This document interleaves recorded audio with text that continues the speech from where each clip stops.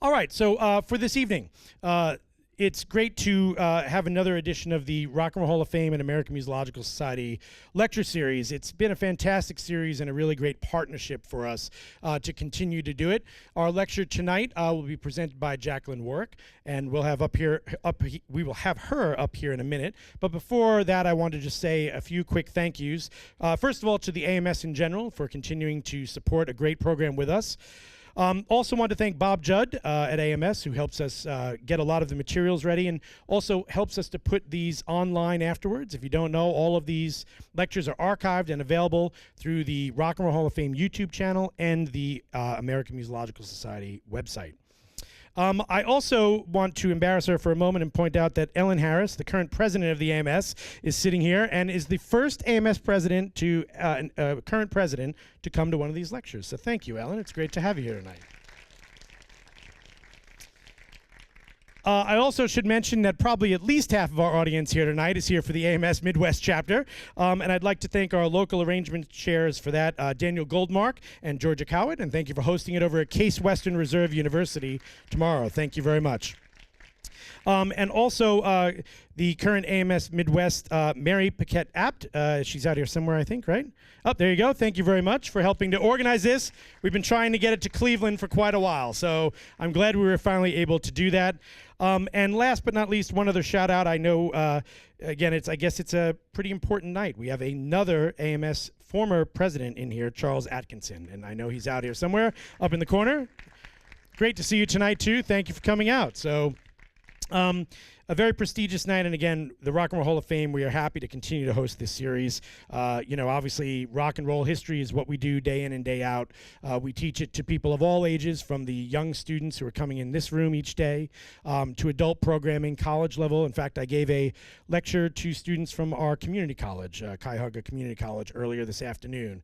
So it's one of the things I love about my job as the vice president here, and as a musicologist myself, and a member of AMS, is that I get to do these incredible things and work with students, young students in the morning, teach a college lecture in the afternoon, and be in an event like this tonight. So thank you for helping us to do that.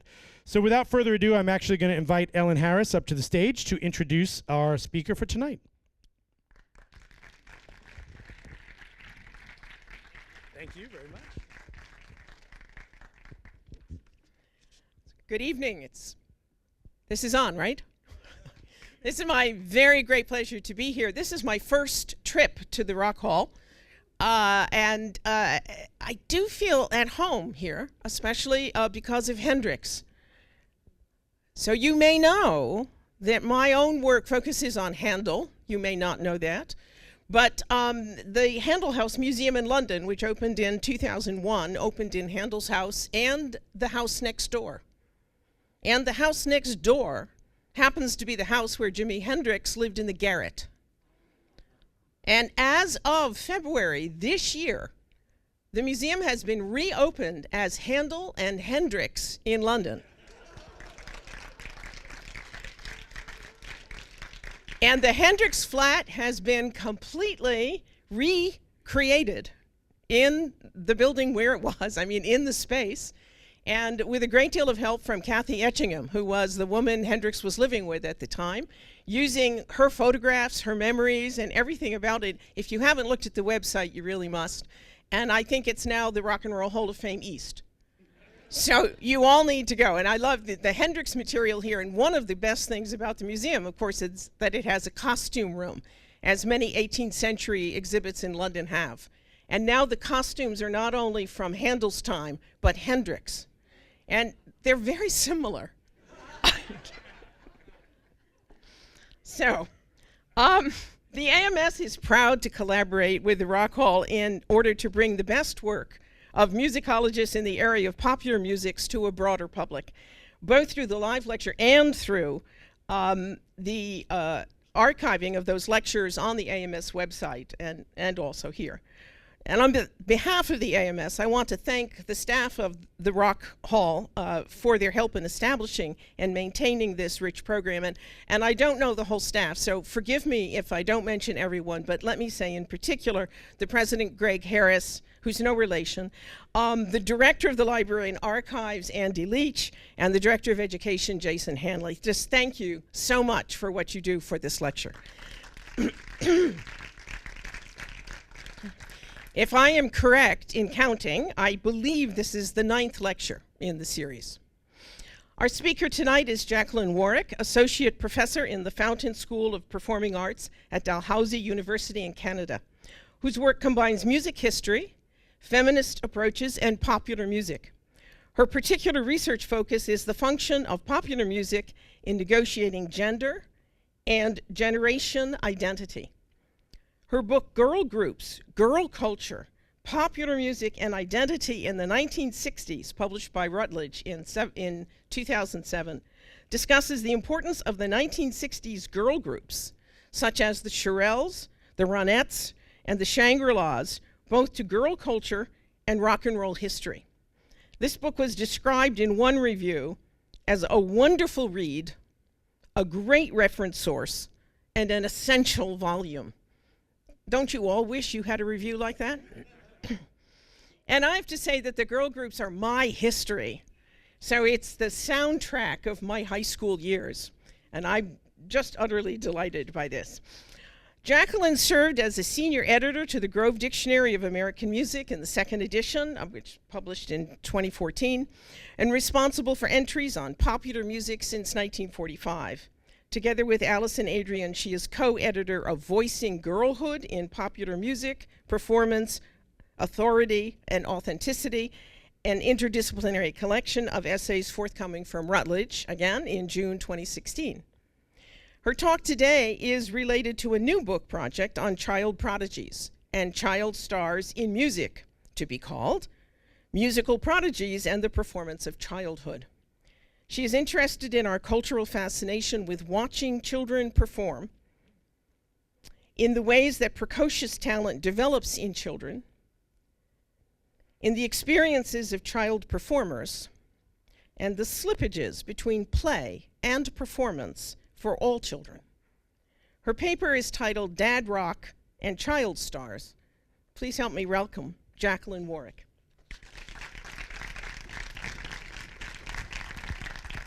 I hand you this. This is the pencil. Okay, thank you. Thanks so much. I don't think I can live up to any of that, but it was a lovely introduction. I'm very happy and grateful to be here. I've spent a marvelous day in the archives here at the Rock and Roll Hall of Fame, going through back issues of Tiger Beat magazine, a sort of a document of teen culture, and just such a fascinating read through these old materials and to sort of touch the pages that teenage girls touched. I see some of the issues I looked at had graffiti in them, and it was just a terrific experience. I really felt close to the teenage girls I've been studying for so long. So thank you so much. Okay. The Victorian author Robert Louis Stevenson, an important architect of modern childhood, once famously observed that making believe is the gist of the child's whole life, and this insight continues to help us understand the function of children's play acting and imaginative play. Children's play is often derivative, inspired by the texts offered to them by teachers and parents, but children may invent highly original situations and stories while they play at being the characters from Star Wars or Frozen or Harry Potter. In many ways, we might usefully compare this kind of child's play to fan fiction, but it's also analyzed as rehearsal for adulthood by scholars such as Vivian Paley. My interest is to consider the models of childhood that are reproduced through mimicry, and particularly the mimicry of adult gestures. When children copy adults, what are they and we learning about adulthood and childhood? So I'm interested in the phenomenon of child musicians and their value both to adult and child audiences. The ability to appear bigger than big and smaller than small relies on the idea of an apparently adult interiority residing in the unspoilt and unself-conscious body of a child, and the figure of the child star has long been an important convention. The child is a potent emblem of natural goodness, the future, nostalgia, vulnerability, anti-cynicism, family values, and more. And so our culture industries rely on real children to perform the work of awakening our inner child selves. Child performers are often mobilized in the service of preserving tradition, exemplified in this performance from the swearing in of Canada's Prime Minister Justin Trudeau 6 months ago. You'll see the girls present katajak, an Inuit throat singing game that is traditionally associated with adult women. Samantha Metcalf and Kaylin de Grandpré, 11-year-old Inuit throat singers from the Ottawa Inuit Children's Centre, will now come forward to share their music with us. Samantha Metcalf et Kaylin de Grandpré, des jeunes filles de 11 ans, chanteuses de gorge du Centre des enfants inuits d'Ottawa, vont maintenant nous faire découvrir leur talent.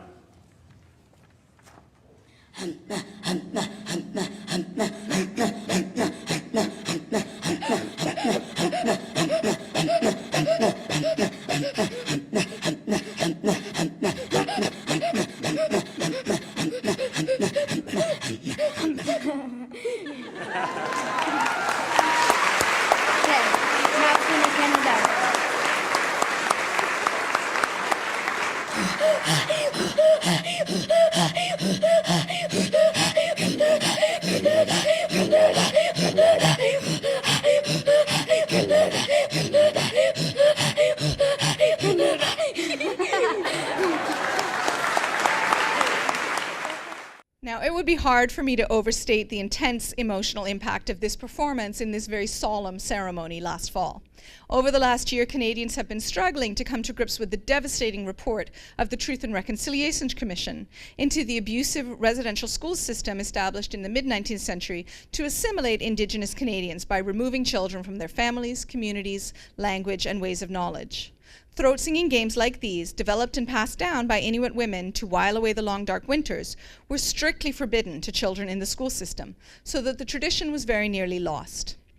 These children have learned their technique more formally at the Inuit Children's Centre in Ottawa, and they very clearly represent a renaissance of the art of throat singing, deployed here to extraordinary political effect.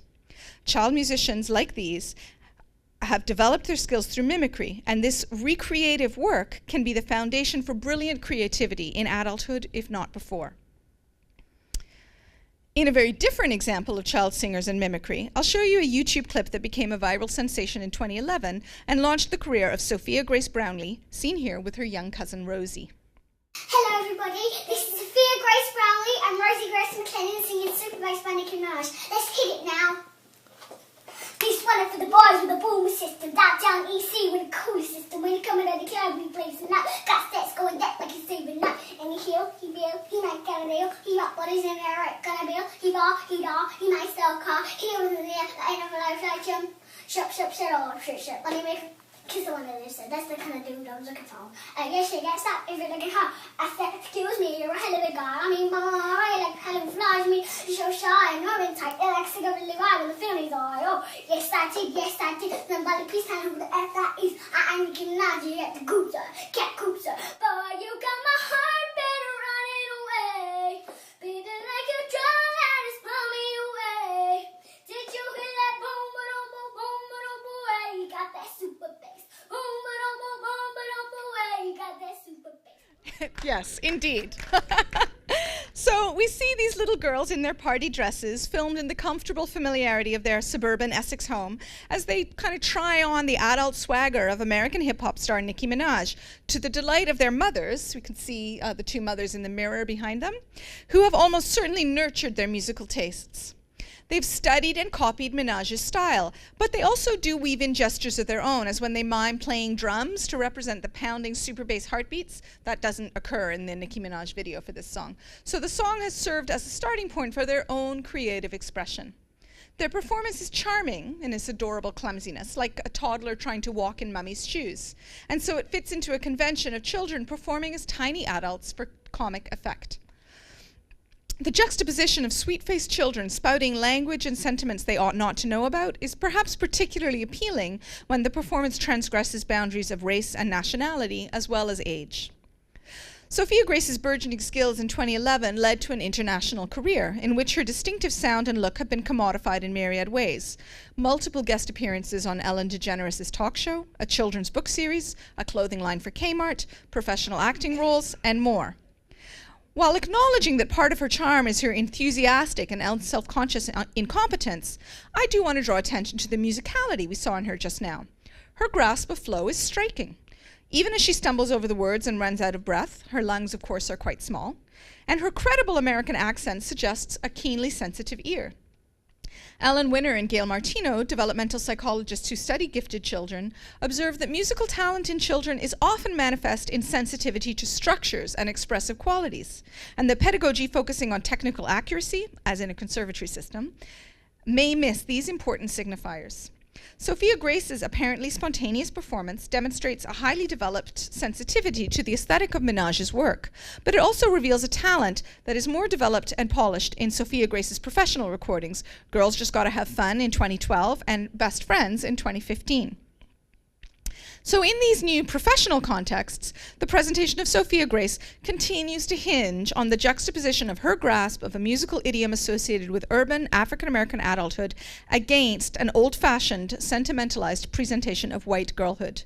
Note the African-American children behind her in one of these images. Their presence serves both to authenticate her as a hip-hop fan, but it also contrasts amusingly with her sort of puffed sleeves, pink stripes, and tiara. In the still from Best Friends, we see Sophia Grace with her friends excitedly going on a shopping trip to Kmart, an outing clearly designed to promote Sophia Grace's new clothing line. The girls' glee in shopping echoes Gary Cross's analysis of the commodification of childhood in his book, The Cute and the Cool. He argues that adults become addicted to children's delight and excitement, and that we are thus encouraged to shower them with gifts to get our fix. Conflict arises when children start to grow bored and jaded with our excessive consumption on their behalves, leading us to call them spoiled, as we long to freeze them permanently in a childlike state of wonder and joy. Now, Sophia Grace's charm is based in the notion of a sweet little girl who chooses hip-hop as the soundtrack to her tea parties, because we consider this genre to be adult and worldly, and we might wonder how a girl like this came to embrace that music. We may be similarly amused and puzzled to witness the phenomenon of dad rock and the proliferation of child performers who celebrate their father's roles in molding their musical tastes and skills. That's my whole paper, actually. We can all leave now. This is it. So ironically, the music that was first created to articulate an experience of defiant youth and self-actualization is now carefully curated and canonized by men raising their children in an ideology of rock. As such, does it signify nostalgia, domesticity, and wholesome family fun? In the mid-20th century, rock and roll represented a generational rupture, with young people choosing music that their parents loathed. But in the early 21st century, that same music is enjoyed by multiple generations in a single family. Rock songs and rock attitudes are passed down to children by their parents, and fathers in particular are seen as the keepers of tradition and bastions of musical taste. So thus, a band once marketed as so dangerous that even their own young male fans would feel a brother's responsibility to shield their daughters from dating the musicians is now rendered so familiar that a man will enjoy bringing both his parents and his children to a concert.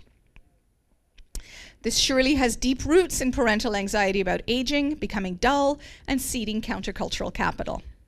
It also suggests a need to supervise a child's aesthetic development that is consistent with so-called helicopter parenting techniques. Do you all know this term, the helicopter parent? Yeah. So just as Gen X parents can't allow our children to walk to the park on their own, we also want to oversee their emotional explorations and self-fashioning. Baby clothes like these permit parents to use their children as billboards, advertising their own tastes, and seemingly collapsing the generation gap. But they also impose a canon, and as you may note, they associate coolness and rebellion above all with dads. In narratives about contemporary child prodigies, there's a distinct trend of crediting fathers with fostering good taste and creativity in their children, often to the point of eclipsing mother's role altogether. So Argentinian guitar prodigy Luciano Pizzichini, shown in here in his 2008 ad campaign for Gibson guitars, seems to owe everything to his father's musical tutelage, and mother is conspicuously, ludicrously absent. I mean, presumably she was at least in the room when these music lessons were happening, right? But the important work of training the child's ear begins before he's even born, and the mother need do little more than serve as a vessel. Of course, the idea of playing music for the unborn is not confined to rock dads, and indeed there's actually a growing market for products that will bring music into the womb. So this product, the Baby Pod, which appears to be real, is an attachment you can put on your phone and insert vaginally so that it will bring music into the womb for your baby to hear. This is the new bar of being a good mother, I guess. Okay, everybody okay? All right. So, rock dads educate their children in more than musical aesthetics. They also groom them into specific versions of manhood that reinforce their own sense of masculinity. And I've chosen to focus on drummers and for the rest of my talk because they, in particular, I think, replicate a highly specific version of rock masculinity that emphasizes physical strength, endurance, loudness, and aggressive swagger. Now, as is always true of child performers, the cuteness of these two boys and their childlike enthusiasm provide a crucial foil both to their precocious musicianship and to their impudent behavior. Both of these boys are impressively talented players, but I'm interested above all in the narratives constructed for them and the sort of extra musical aspects of their performance. So we'll begin by looking at Jagger Alexander Erber, Jagger, of course, named for Mick Jagger, who is seen here in the narrative created for his audition for Australia's Got Talent. And you'll see that it demonstrates all the hallmarks of rock. So there's disdain for musical popular music and a sort of cheeky arrogance. I want you to notice that he's wearing a Van Halen t-shirt and the way his father is featured quite prominently in the setup. One hell of a racket, rocking out with Dad or by himself. This isn't the first time Jagger's been on Australia's Got Talent. Last night, he was helping his mates out, filling in for a sick drummer in the band, Larger Than Life.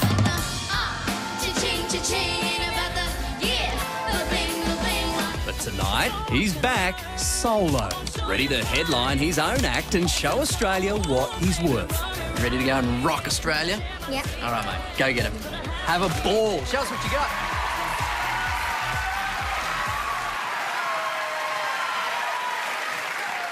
How come you're back today with another band? The other day I was playing pop.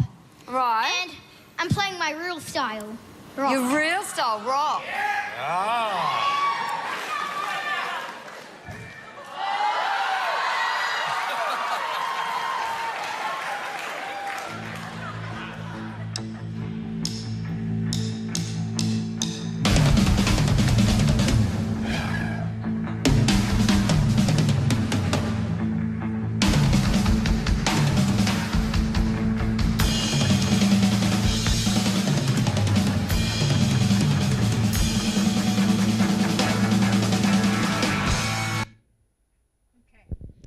So elsewhere, in an interview with the Sydney Morning Herald, Jagger expresses scorn for his friends' musical tastes for all that pop rubbish, apparently taking great pride in being out of step with his own generation. Now, this disdain for pedestrian contemporary tastes is often expressed by adult rock fans, but in those cases, they've developed their preferences as part of a process of self-definition and finding like-minded peers, and they may even have fond memories of participating in mainstream childhood culture before developing their sophisticated nonconformist tastes. It is odd to encounter this ideology of individualism and iconoclastic self-expression in a boy who has adopted it wholesale from his father. I'll show you now some footage of Avery Mollick performing in concert with country music star Brad Paisley, who invited the 6-year-old to join him on stage for one song in 2013. I want you to notice how the boy's performance is staged explicitly, albeit jokingly and gently, as competitive, and the ways that this boy is indoctrinated into a project of combative, aggressive one-upmanship, the outcome of which will determine a single true rock drummer. Somebody can show my drummer how to play that song.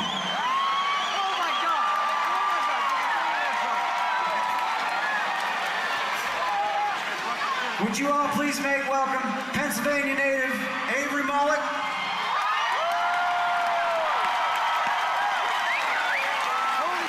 Avery over here is 6 years old. No, you don't get to go backstage, Ben. You get up there and sit down. How old are you? 43 years old. He's gonna school you, man, right now. Avery, you ready? We did this together on Good Morning America, and I told him when I played here, he's gotta come play. Start the song.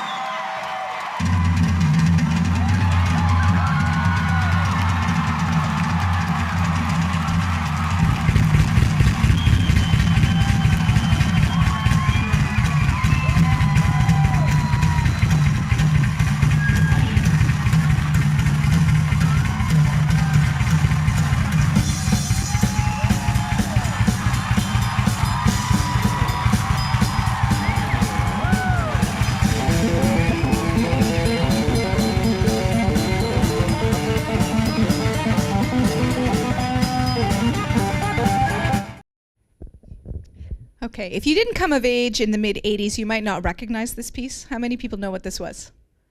Hot for Teacher, very good. Van Halen's 1984 hit, Hot for Teacher, which features the famously virtuosic drumming of Alex Van Halen.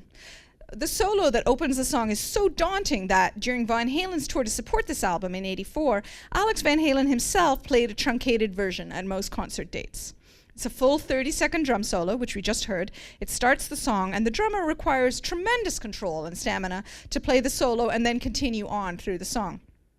The double kick technique featured here requires the player to have both feet on bass drum pedals, making it impossible to rest even one heel on the floor.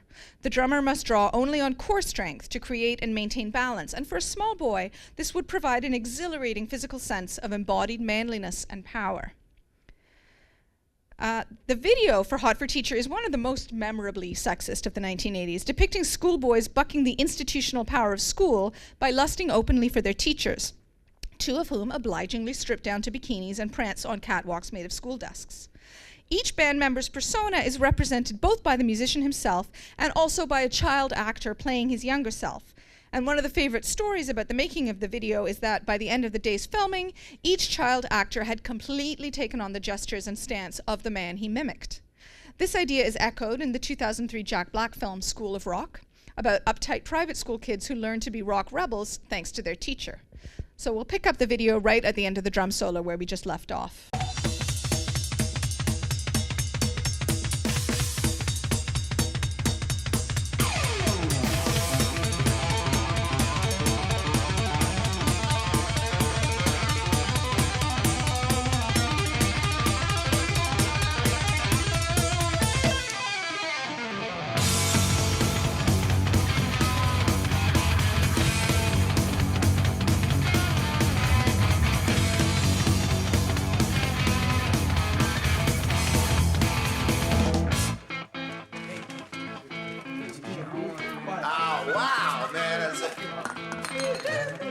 Wait a second, man.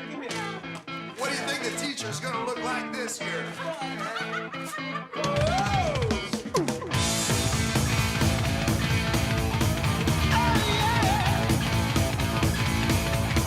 Teacher, stop that screaming. Teacher, don't you see? Don't wanna be no uptown fool. Maybe I should go to hell, but I'm doing well. Teacher needs to see me after school. I think of all the education that I missed, but then my homework was never quite like this. Oh, got it bad, got it bad, got it bad. I'm hot for teacher. I've got it bad, so bad.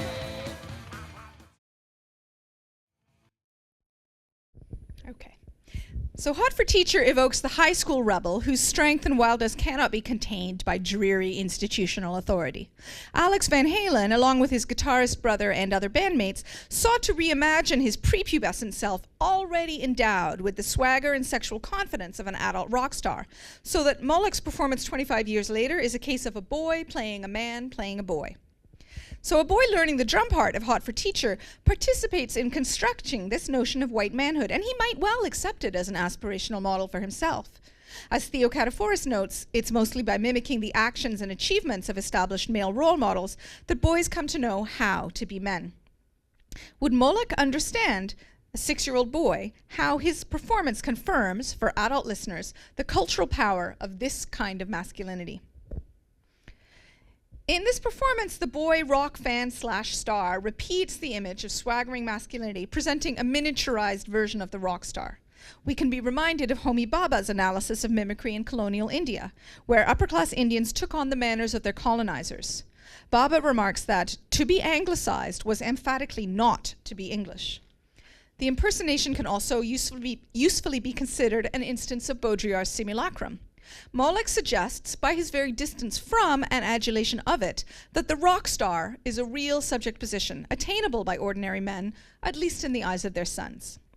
The talented child who enthusiastically and compellingly replicates his father's preferred ideologies of music and of manhood is surely what Baudrillard would consider a copy, the second order of simulation, one that clearly refers to an original and shores up its aura and cultural power.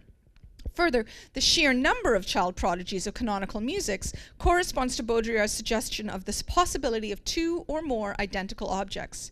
The relation between them is not that of the original to its counterfeit, it is a relation of equivalence, of indifference. In the series, objects are transformed indefinitely into simulacra of one another. The various child stars of dad rock are, in Baudrillard's conception, all interchangeable with one another, copies that can and will be replaced by other children in time, even as the rock stars they copy, drummers such as Alex Van Halen, Charlie Watts, and above all Keith Moon, continue to possess an aura of authenticity that is burnished by their imitators.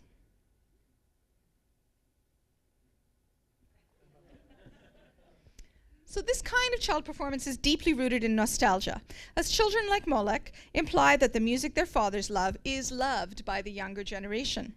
This phenomenon suggests that the preferences and aesthetics of rockers in their 40s ought still to be at the forefront of popular culture, and that dads should continue to be arbiters of taste, just as they were in their youth.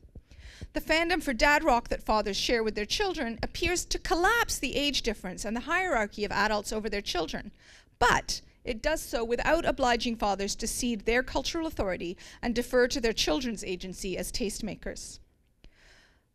The nostalgia inherent in dad rock, then, looks at once to the past and to the future, as miniature rockers imply the future of tradition.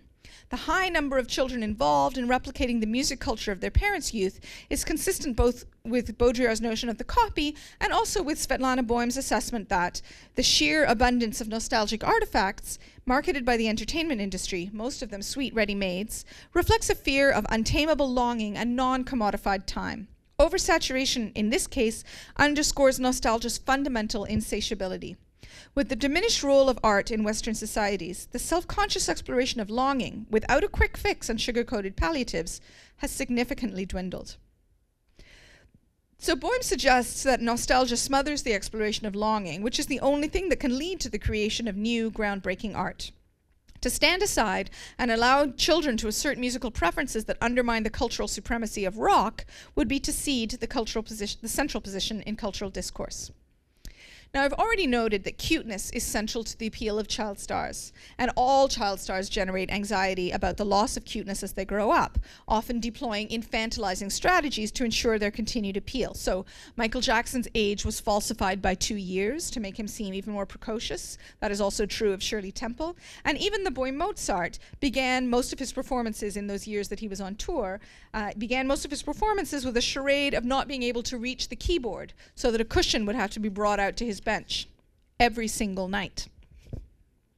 So our appetite for adorable children doing surprising things means that we constantly seek new models. So this child, younger than Molech or Alexander Erber, plays a harder style of rock, and the juxtaposition between her sweet smile and powerful sound is even more dramatic. Henklein's virtuosity and the contrast between her drumming style and her sort of sweet face makes the charming of her appeal even more exciting.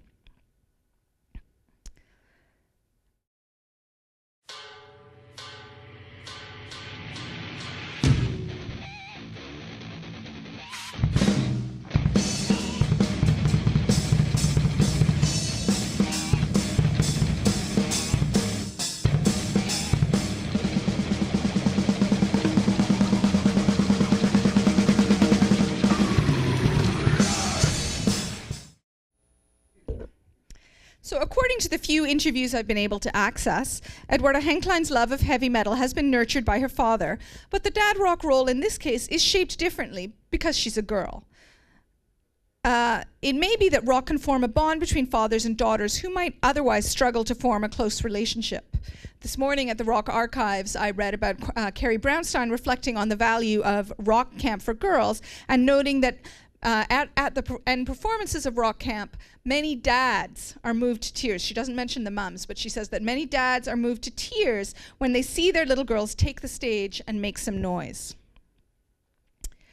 However dazzling the skill of child musicians, adorableness is crucial for the audiences. I hope you noticed the Frozen logo on Edwarda's drum set in the last clip. Okay. And the human fondness for babyish appearance has been closely analyzed by psychologists and anthropologists. The strategy of rendering a character more cute by enlarging its head and eyes while truncating and softening its body is called neoteny. And these images indicate the degree to which objects, and most particularly objects associated with girls, can be sort of babyfied as our threshold for cuteness goes up.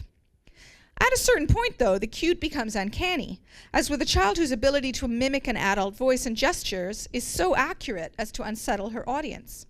The Japanese roboticist Masahiro Mori theorized the useful idea of the uncanny valley in 1970, explaining that a robot or a puppet or a doll is more attractive to humans the more humanoid it seems, until it reaches a point of too close resemblance and becomes uncanny and even repulsive.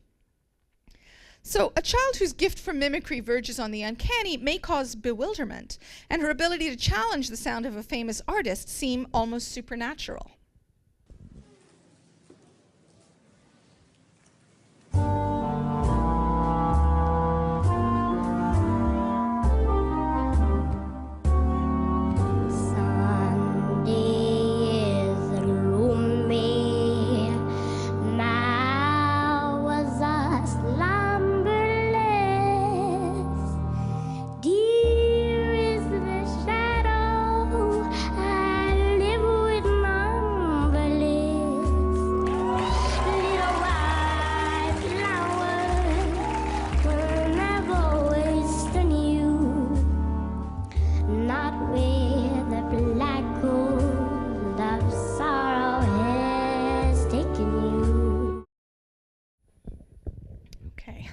So there seems no earthly explanation for why a Norwegian child born in 2006 who was able to replicate the sound of Billie Holiday.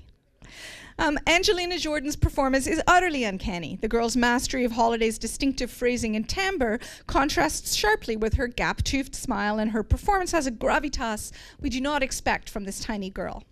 Jordan represents a child version of what Jennifer Flieger has called the mismatched woman, the singer whose usually frumpy appearance presents viewers with a jarring contrast to her supple, beautiful voice. Jordan's trajectory on this television show competition and beyond has been based in emphasizing the contrast between her delicate pre-sexual appearance and her apparent interior self, manifest in her ability to sing songs like Gloomy Sunday and I Who Have Nothing, or Bang Bang My Baby Shot Me Down, like a world-weary torch singer. So the element of the uncanny, das Unheimlich in Freud's terminology, is related to the familiarity and strangeness coinciding in this performance and in the work of other child prodigies. The term prodigy generally refers to a child with exceptional skill, but it can also signify anomalous, freakish events and portents. And there is often something monstrous about a child with adult ability. I hope you notice the strategies of neoteny used in Angelina's presentation. Her bare feet, solemn demeanor, unbrushed hair, and white dress evoke an almost Rousseauvian naturalness, connecting to what Robin Bernstein has identified as a busy cultural system linking innocence to whiteness through the body of a child.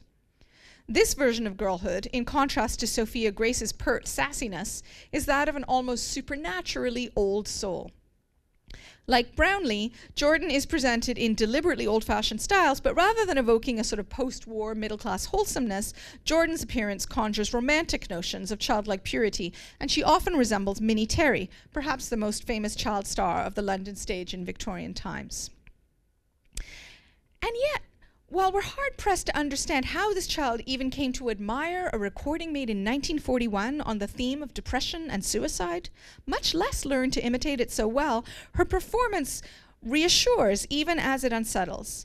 We are particularly apt to acknowledge and admire child prodigies of music when they demonstrate the ability to mimic our norms of artistry at an early age. In his study of musical giftedness, the psychologist Roland Perschon describes conservatory-style music training as highly inflexible, stressful, competitive, and placing a strong value on conformity to tradition. And this environment can encourage mimicry as a more reliable route to success than inventiveness or idiosyncratic learning. This might help us to understand the preponderance of baby violin virtuosi in the classical music world, while there are apparently no child prodigies in the experimental music scene, because how could we recognize their talent as prodigious? So the child performer thus represents both the past and the future in important ways, making adult audiences feel nostalgic but not yet threatened with displacement. Joseph Zornato suggests that when child actors speak words written by adults, they become mouthpieces for adults' sentimentality about childhood. Similarly, we preserve traditional wisdom in the texts we offer our children as their own, as when proverbs and cautionary tales become nursery rhymes. Perhaps more than any other cultural text, the performing child embodies Carolyn Steedman's notion of the child as a symbol of interiority. By handing children pre-made copies of their own youthful rebellion, dad rockers might actually stifle the development of youth cultures that reflect contemporary childhood and adolescent experience.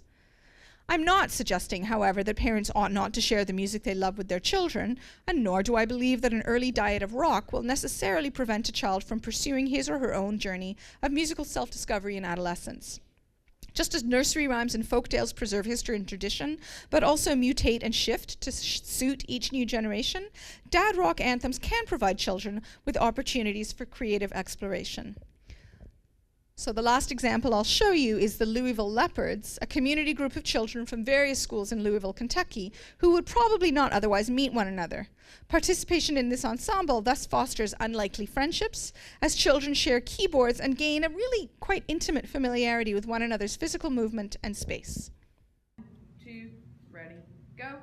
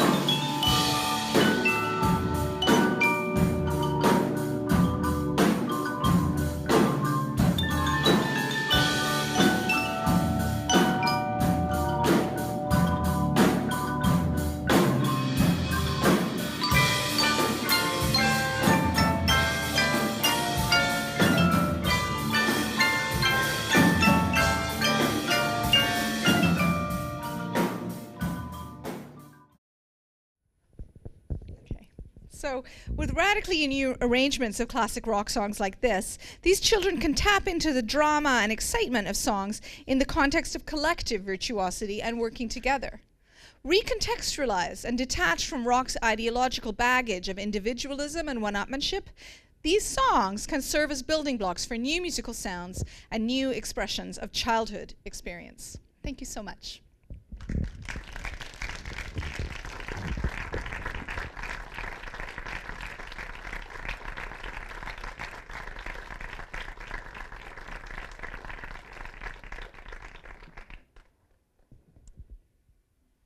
I believe I can take some questions, and Mandy's going to help me with that. I can't actually see anybody, so. Thank you. Hi, Hi, that was really interesting. Thank you. I was wondering, I know it wasn't the focus, but did you see any sort of like moms with their musical influence on kids? And I don't know like how much like rock there was, but like I know I think of myself as like if I'm ever a mom, I'm gonna like show my kids all the rock music I like. Yeah, what's striking is that in the cases, every single time, the narrative is about how dad taught her or him how to rock, right? Invariably. Certainly the mothers are, participating in the project, but it's always the father who's credited. I literally have not found one exception to that in the research I've been doing on this. And, now that people know I'm working on this, I'm always getting notes. Oh, do you know about this, Indonesian kid who plays jazz beautifully? And, I'll look him up and like, sure enough, it's like, oh, my dad has a great CD collection. Yeah, that's part of my interest really, is to see how the mothers are being written out of this story.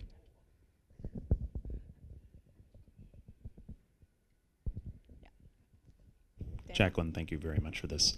So it seems like with the focus on rock and roll, I'm wondering about the generational transition, because that's clearly a major thing, and you talk about that at the very end. So have you gone and looked at other major generational shifts and to see if the same effect is occurring? I'm thinking of, the earlier rock era, or 1920s to, the crooners coming out and, that's the thing that's hip for the kids and the parents think it's crap. Or particularly I'm thinking of the South Park episode Guitar Zero. And if anyone knows this, I'm talking about, where the kids have this new music and the parents think it sounds literally like crap. And it does literally sound like that. And it's all about the music. The dad's trying to get them to listen to the music and the kids don't want to listen to it and they're rejecting it. So have you come across the narratives of rejection as much as this, where they're really buying into it? Well, indeed, that's the part that's so fascinating to me, is I guess because I, like you, grew up with those narratives about like parents hating the music that their kids listen to, and like, you kids turn down that rock and roll music, right? I mean, that's how it's supposed to go, right? And the youth are the rebels, and they have the music that upsets their parents and disrupts them. And so that this very music that kind of defines itself as iconoclastic is being kind of iconified. I don't know if that's how to. Do you know what I'm saying? That's the thing that interests me so much, that it's the parents, it seems like they're recruiting their kids as allies in the, fight against the man, without acknowledging that actually I'm the man now. And that is the part that interests me. Yeah.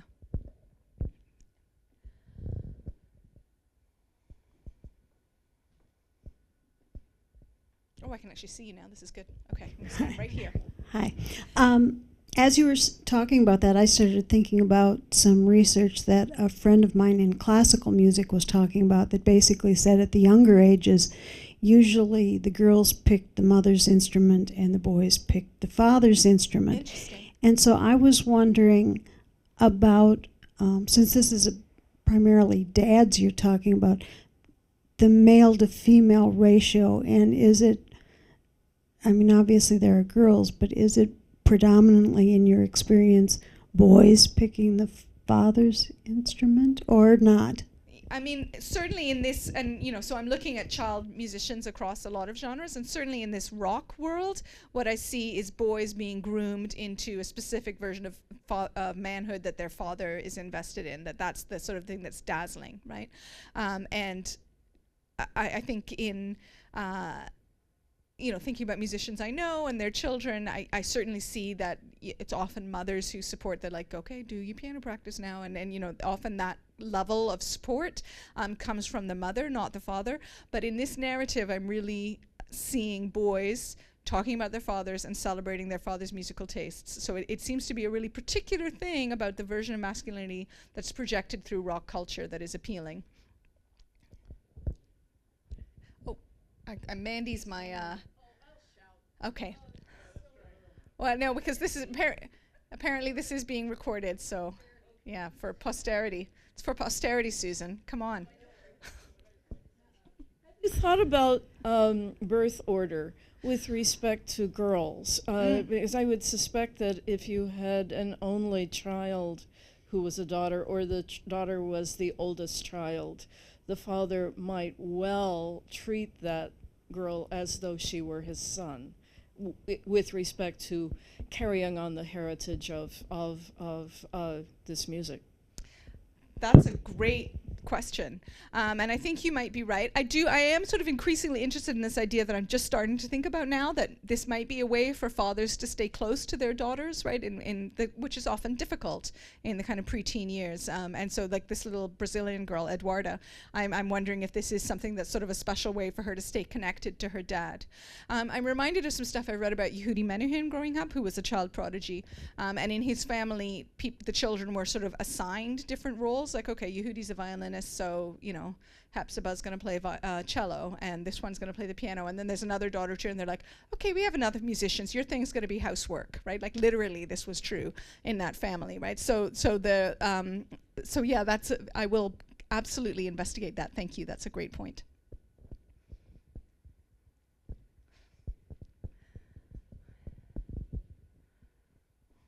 There you go. I think there was a question over that side too, actually. So but I mean, we'll just so everybody gets a chance to speak. Yeah, I just wanted to say that I had kind of the opposite experience in the 1980s when I was teaching high school for 6 years, and I found that the students would tend to assume that the teachers were of the previous generation, but they didn't seem to know really where rock music was coming from. Right. And like there was this sense, and one student actually once said this to me after I had to take away his speakers for blasting way too loud. And what he was blasting was the Stones. Mm-hmm. And one of the things he said was, "You just don't like our music." And I kind of had to say to him, now, excuse me, but you know, like when the Stones were around, you were like 3, and I was listening to them. So whose music is it? Yeah. But I wonder if there's something more general, that there are possible strategies, and the strategies could range in any direction, and in different cases people will find the strategy that is appropriate toward winning in the situation that they are particularly in. Mm-hmm. So in the boarding school situation, you might find it working completely differently, and so like you probably wouldn't get a general conclusion here, that you would find that in different situations the lines are going to work differently. Mm-hmm. And the other thing I want to say is just as sort of a cute point. Did you notice in the Louisville Leopards performance that in one of the front of one of the xylophones, you could barely see behind one of the children, that you saw the German word Vater on the instrument? I didn't notice that, actually. Thank you. Yeah, I mean, and I was one of those high school kids in the 80s who assumed that, you know, and I mean, the whole thing was, you know, our adults don't know anything, and we have our own culture, and you know, I mean, this music, I mean, Daniel mentioned crooners earlier, and the sort of but I feel like the generation gap, the idea of a generation gap was really fostered and nurtured in mid-20th century, right? So that we all grew up thinking like, okay, our parents don't know anything, and our music, you know, they hate our music, right? And now it's so interesting to see that starting to collapse, and the idea that fathers are, and mothers, but named fathers imposing their musical tastes on their kids, and their kids are, you know, I have a lot of students who will say like, oh yeah, you know, I went to see the Stones last summer with my parents, and like, I would have died before I would gone to a rock concert with my parents at 19. You know, never, right? So it's so interesting to me to see this starting to collapse. Yeah, thank you for that anecdote. That's a great story. Mandy, I think there's someone behind you who's been waiting for a while, actually. Well, thank you for a wonderful lecture. It was really marvelous. I just wanted to wonder if you would, following up on a question we heard earlier, if you've seen just the negative reaction, or a rebellion against what the father wanted to do. I'm reminded of a story of a composer friend who was avant-garde. He wanted to make sure that one person in the world would love his music. So every time the kid nursed, he would play his music. The kid grew up hating milk.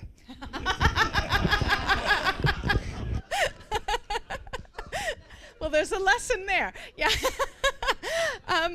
Yeah, certainly there's a really fantastic documentary called The Other F Word that's about fatherhood. It's 2014. I can't remember the name of the director, but she's interviewing various punk musicians, men, who are fathers now, right? And so one of them is Flea from the Red Hot Chili Peppers, one of the best-known musicians that she interviews. And there's sort of anecdotes about him, you know, going to watch his daughter's ballet recital, right? And here he's one of the sort of the most outrageous punk subversives of his generation, and now here he is buying into the whole thing of like supporting the suburban family, and his little girl takes ballet lessons and piano lessons. So yeah, I mean, absolutely, that is starting to happen. I mean, I have children, and their musical tastes, you know, my daughter loves Adele.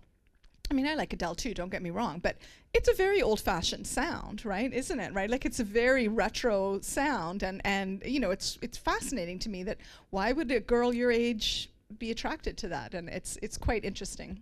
Thanks. Do you want to head down and...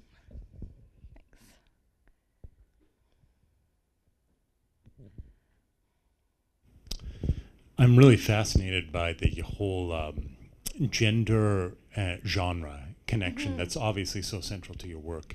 And I'm just wondering about the possibility of this kind of imitation outside the boundaries of sort of heavy metal and highly masculinized rock. And I'm just thinking of one particular band. It may just be because I have I'm thinking about my 15-year-old, but Queen. In his group, that song has a kind of cult status, and people sing it, and people, you know, I'm just kind of wondering about how this, obviously there's a selection process, right? Certain groups and certain bands and certain songs are the focus of imitation, and I was just wondering about some of your thoughts about kind of moving outside of kind of this highly masculinized heavy metal genre. Yeah. I mean, this is just off the cuff, but I think with a recording like Bohemian Rhapsody, the sort of the grandeur and the melodrama of it are very appealing. The one that's always sort of also puzzling to me is Don't Stop Believing, Journey's Don't Stop Believing, which my kids love, right? And that came out when I was a teenager, and, you know, I despised it. So, you know, the fact that those kinds of songs have this kind of grandeur and sort of pompousness to them is, I think, you know, appealing to a lot of young kids, and they don't get that that's supposed to be embarrassing the way it was for people my age. For them, it's just an old song, and it's just the same as, you know, Phil Spector or whatever, right? It's there's no baggage associated with it. I wonder if that's goes at least a part way to explaining your question. Opening up for performance, you know what I mean? Right. So they can kind of have the kind of gestures and act it out, and that's.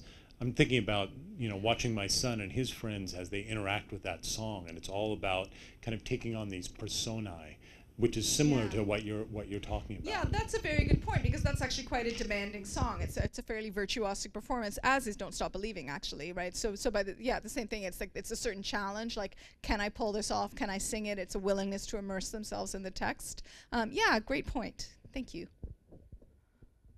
Mandy, you got someone right behind you, and then Alan.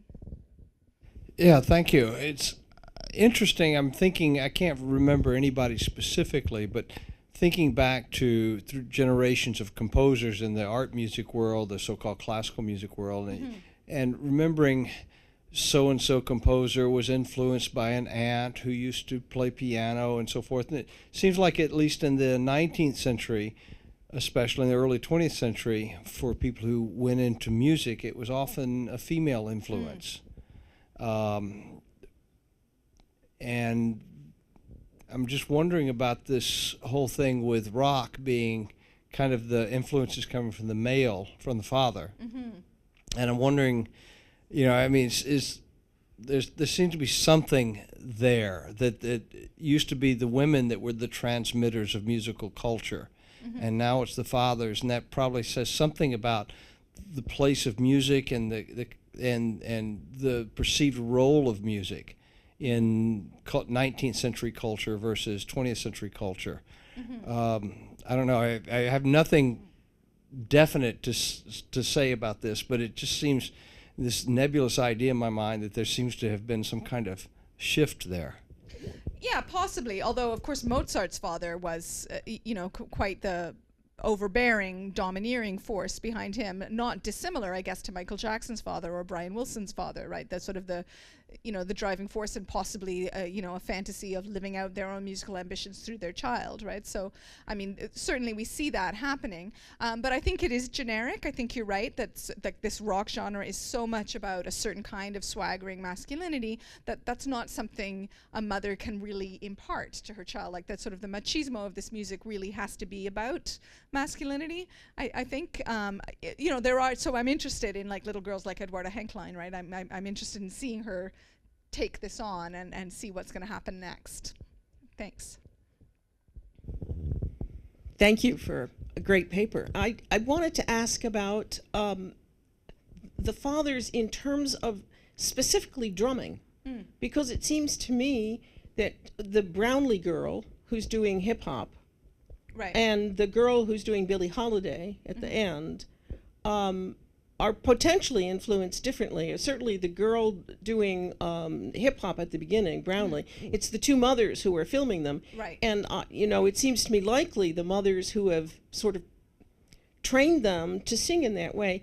And it was reminding me more of the mothers who work with their daughters in these beauty contests. Right. Because these girls are personifying sexuality and a feminine sexuality.